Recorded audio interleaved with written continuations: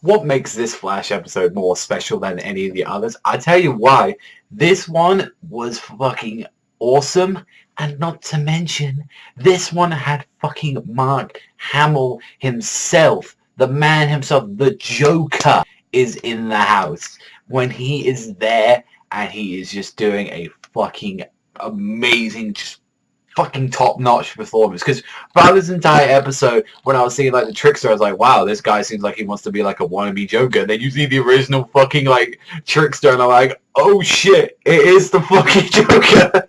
I was not gonna lie. So this episode was just awesome. Like, this week's villain was dealing with the Trickster himself, who was an actual old villain from like, I think it was like 20, 30 years ago, and a new one came out of nowhere, and everyone's like, whoa, what the fuck? You know, like, what's going to happen? Like, what's happening here? It's like, is he your protege or something? He's like, no, this guy's about fake, and all, like, he took all my shit.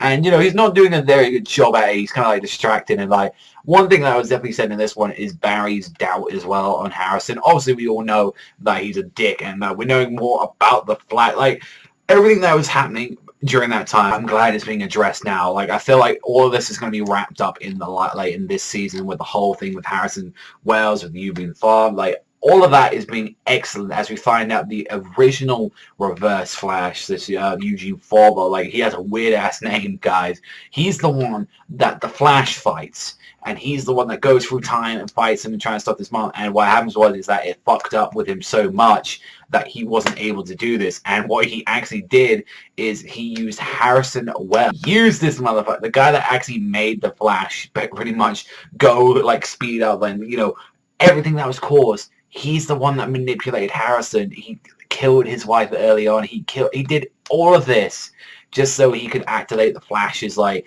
going through time, like, a lot quicker than he was originally supposed to be. Like, he was supposed to originally have it in 2020 when he went missing. But no, he needs to do it now, and he felt like this is the perfect way to get his powers back, the way he can travel back in time, the way he can put everything up together. And I thought, this was very well done. See, like, the last week's episode of Arrow was just everywhere, while this episode, it had two fucking focuses.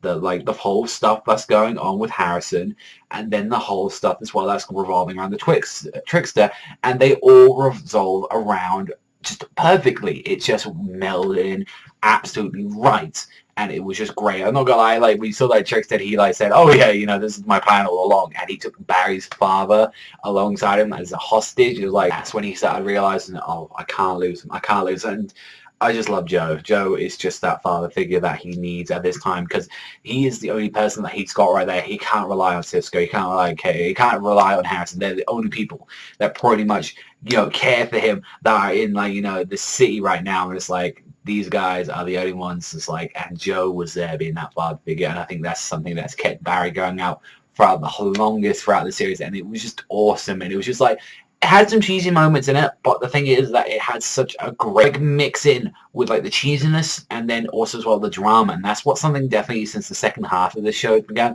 it's began to meld in a lot more. I'm starting to like the show a lot more than I originally was liking it during the first half of the show, but that second half was perfect. And then when as well Barry learned how to phase through stuff, like, Harrison knew it. So, like, this is just showing either more that he needs to do it, and like, Harrison's like, I can't fucking risk it. Like, I really can't fucking risk this shit going through, but I need to do this shit. But other than that, it's a really interesting one. One thing that had me really weirded out at the end was, like, why was kind of Eddie had to be inducted into the Flashes. I mean, he introduced his father saying, yeah, I am the Flash. And he kind of had a whole gist there, and that just made me like, you know, he's really proud of the whole matter. But yeah, it was just a bit weird that Eddie had to be introduced into, like, Team Flash just because, oh, we need Iris to shut the fuck up about this one guy. That was it. It was just that weird. So, not a 10 out of 10 episode, but it's fucking 9.5 I want to give this one, because this one was so